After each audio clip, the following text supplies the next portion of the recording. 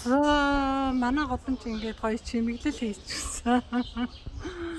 Ингээд Испанид ингээд гоё хөдөлгөөнтэй чимэглэл хийчихсэн санаа. Улаан давны томруулаад энэ гоё хийчихээ. Годомч нь ингээд битүү юм чимэглэл. Дулаан орон болохоор ингээд баярлал сууж явах юм дөө гэж. Гадаа орчноо чиний. Тэгэл баярлцгаач гэдэг байсан.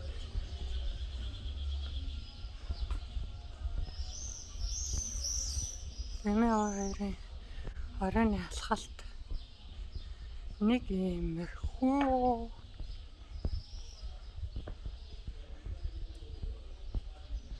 Алхаж таас гэрлүүгээ явж байгаа юм бит хоёр удаа.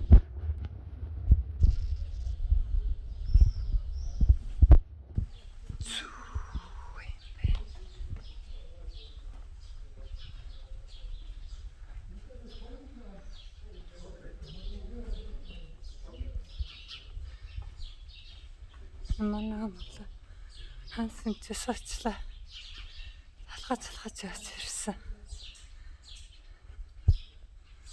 За тэр баяртай.